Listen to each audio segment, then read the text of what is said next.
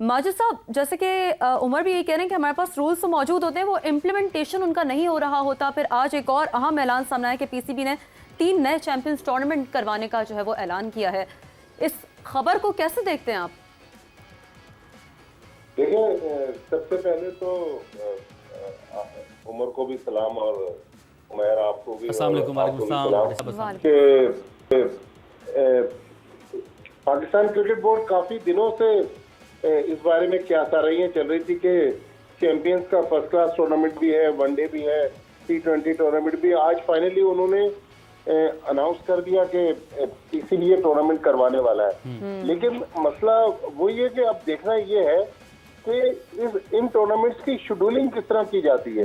क्योंकि जो मुझे सुनने में आ रहा था कि पहले वनडे टूर्नामेंट है, दरमियान में कहीं जाके T20 टूर्नामेंट है और अगले साल मई जून में फर्स्ट क्लास टूर्नामेंट है। मेरे ख्याल में वो सबसे एक हैरानकुन चीज होगी कि मई और जून में आपको पता है कि इस साल भी गर्मी कितनी शदीद थी और 4 डे टूर्नामेंट अगर आप करवाने जा रहे हैं, लेकिन क्योंकि वकार यूनुस अब एक डिफरेंट रोल में आ गए, तो उम्मीद है कि एज ए क्रिकेटर वो इन चीजों को देखेंगे कि फर्स्ट क्लास टूर्नामेंट दरमियान में कहीं करवा दें और T20 टूर्नामेंट को आप मई जून में ले जाए, नाइट में करवाएं।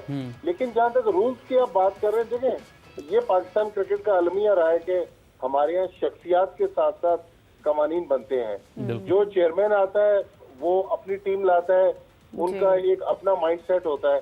इसी तरह चेयरमैन की टीम में जो बड़े लोग होते हैं, माजी में भी हमने देखा कि नदीम खान और जुनैद जिया वो दोनों इंटरनेशनल क्रिकेटर थे, वो पाकिस्तान में डोमेस्टिक क्रिकेट को चलाते रहे। लेकिन वकार यूनुस का ज़ाहिर कैलिबर बहुत बड़ा है, उनका कैनवस जितना बड़ा है वर्ल्ड वाइड, तो एज ए हेड कोच तो उनके साथ कंट्रोवर्सीज जुड़ी रही। ईगो का बहुत ज्यादा इशू रहा, कप्तानों से, प्लेयर से उनकी अनबन रही। लेकिन मेरे ख्याल में हमें शक का फायदा देना होगा कि पाकिस्तान क्रिकेट को अगर हमारे क्रिकेटर्स लाइक वकार यूनुस खड़ी नहीं कर सकते तो फिर हमारी क्रिकेट का फिर अल्लाह ही हाफिज है। फिर मैंने जितना आज चेयरमैन साहब को सुना, उन्होंने शायद कोई 5 रुकनी एडवाइजरी बोर्ड का भी कोई तस्करा किया कि वकार यूनुस के साथ 4 और क्रिकेटर्स पर मुश्तमिल एक एडवाइजरी बोर्ड बनाया जाएगा।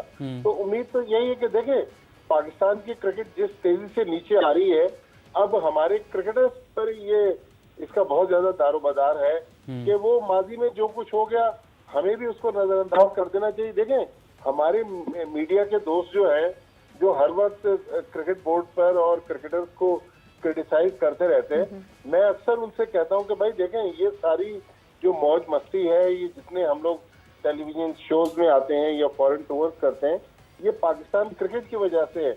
हम भी स्टेक होल्डर है। ज़ाहिर है हमारा वो रोल नहीं है जो वकार यूनुस का या मोहसिन नकवी साहब का रोल है। लेकिन जिस दिन पाकिस्तान की क्रिकेट नीचे चली गई, क्रिकेट को अल्लाह ना करे कोई एक और 2 बड़े सानिया पेश आ गए, तो फिर हमारी भी दुकानें बंद हो जाएंगी। लिहाजा हमें भी चाहिए कि पॉजिटिव चीजों को हाईलाइट करें और वकार यूनुस को मेरे ख्याल में 1-2 साल देने पड़ेंगे कि वो उनका जो विजन है एज ए क्रिकेटर, इतना बड़ा उनका नाम है, मुझे तो उम्मीद है कि वो कहीं ना कहीं पाकिस्तान क्रिकेट की इस डूबती हुई नाव को किनारे लगाने में कामयाब हो जाएंगे। आमीन। भट्टी साहब, पूछूं, आपने कहा कि क्रिकेट ही है और क्रिकेट है तो हम सब हैं, सब लोग यहाँ पर जो मौजूद हैं क्रिकेट पर जो बात करने वाले हैं, तो क्रिकेट आप समझते हैं क्रिकेट नीचे चली गई है और क्रिकेट को लोगों ने उस तरीके जिस तरह लोग रिलीजियसली फॉलो कर रहे थे वो भी कम है, लोगों के अंदर क्रेज़ कम होता जा रहा है क्योंकि परफॉर्मेंस हमारी ऐसी जा रही है। आपने बात की एडवाइजर्स का क्या किरदार होगा यहाँ पर और एडवाइजर्स का क्या रोल होता है? एडवाइजर्स हमने देखा कि बहुत सारे आते हैं, हर कोई अपनी अपनी राय देता है, लेकिन बाद में एक दूसरे के ऊपर मामला डालकर वो चलते बनते हैं। अभी यहाँ पर बेहतरीन सोल्यूशन क्या होगा, ऐड कीजिएगा इसमें हमें। अगर हमने ये नए चैंपियंस टूर्नामेंट्स करवाने थे तो क्या ये बेहतर ना था कि हम रेड बॉल का टूर्नामेंट पहले करवाते, फिर वनडे का टूर्नामेंट, फिर T20 का टूर्नामेंट?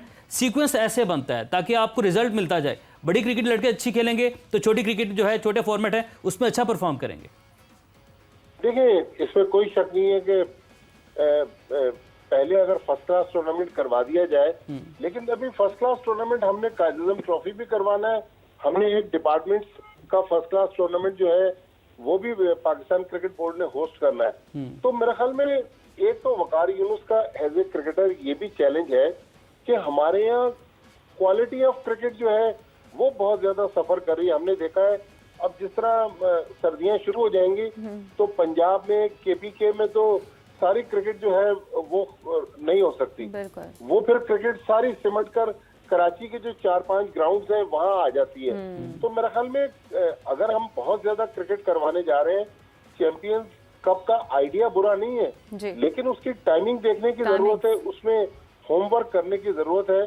तो देखें, थोड़ा सा हमें मेरे ख्याल में क्रिकेट बोर्ड को मार्जिन देना पड़ेगा कि शायद क्रिकेट बोर्ड की जो ये कोशिश है ये पाकिस्तान क्रिकेट को कहीं ना कहीं पहुंचा दे। लेकिन मैं भी इसका उमैर सख्त खिलाफ हूँ कि बहुत ज्यादा क्रिकेट जो है वो पाकिस्तान क्रिकेट को नुकसान पहुंचा रही है। मेरे ख्याल में क्वालिटी क्रिकेट जो है वो होनी चाहिए, क्वांटिटी की वजह से मसाइल पैदा होते हैं। दूसरा, हमारे यहाँ जो शख्सियात के साथ साथ उनके एडवाइजर जो हैं वो भी क्रिकेट को नुकसान पहुंचाते हैं। तो अब ये मोहसिन नकवी साहब ने आज एक सवाल के जवाब में कहा था कि भाई आप इंतजार कर लें कि मुझे क्रिकेट की समझ है या नहीं है। तो उम्मीद तो यही है कि जिस तरह as a chief minister Punjab उन्होंने काम किए, जाहिर एज ए चीफ मिनिस्टर काम करना एक अलग चीज है, लेकिन हमारे यहाँ जो 24 घंटे मीडिया की स्कैनर में रहते हैं वो क्रिकेटर्स और क्रिकेट से रिलेटेड लोग हैं।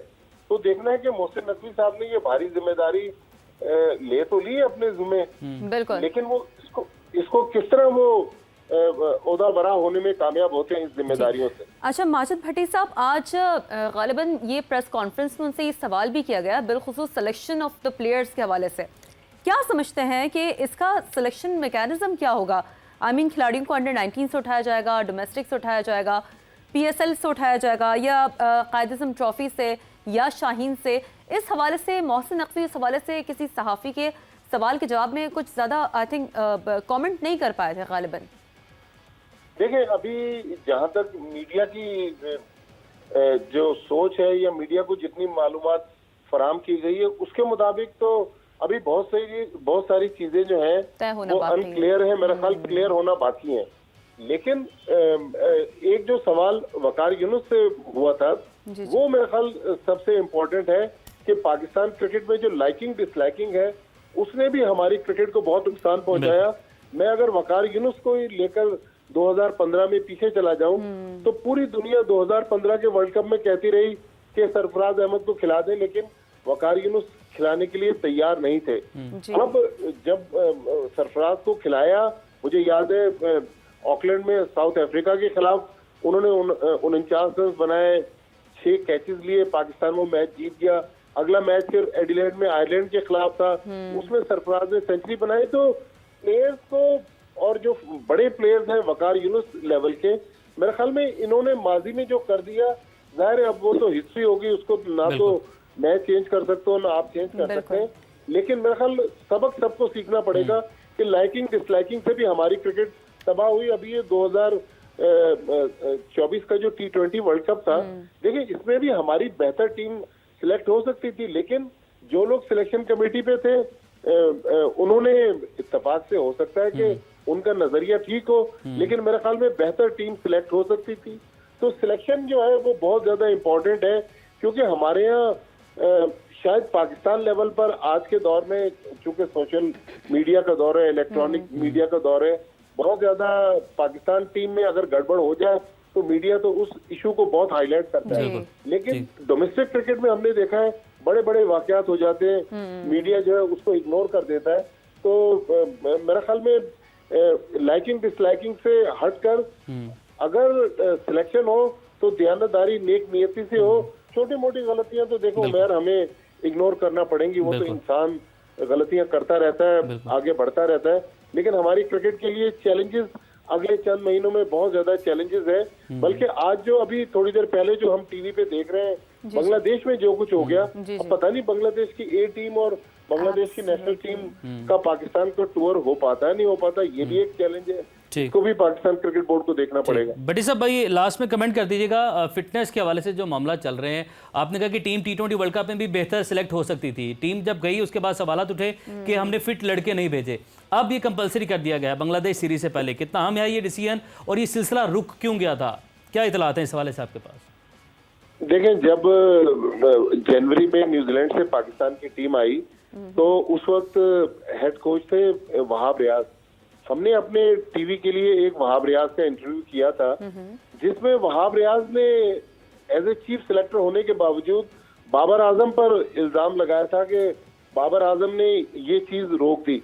लेकिन फिर जब वहाब रियाज पहले चीफ सिलेक्टर थे, फिर सिलेक्टर बन गए, सीनियर मैनेजर बन गए, मोहसिन नकवी साहब के दस्ते रास्त बन गए, लेकिन उन्होंने भी इस चीज को नजरअंदाज कर दिया। मेरे ख्याल में फिटनेस जो है वो नंबर 1 क्राइटेरिया होना चाहिए। ये तो वो चीजें हैं कि जी जिस तरह इंसान खाने के बगैर जी नहीं सकता, बिल्कुल सही। उस तरह फिटनेस के बगैर तो कोई स्पोर्ट्समैन Absolutely. रह नहीं सकता। आप देख लेना, विराट कोहली ने जो फिटनेस का कल्चर इंडियन टीम में इंट्रोड्यूस किया, आज देखें कि इंडिया की टीम जो है ठीक। वो दुनिया की टॉप की टीम है, उनके प्लेयर्स जो है वो सुपर फिट है। तो मेरे ख्याल में जिन लोगों ने भी बिल्कुल किया, माजिद भट्टी पाकिस्तान- साहब, यही मॉडल अगर एक्सेप्ट किया जाए, चैलेंजेस तो बहुत ज्यादा हैं क्रिकेट में, देखते हैं जिस पर किस तरह काबू पाया जा सकता है। माजिद भट्टी साहब हमारे साथ मौजूद है।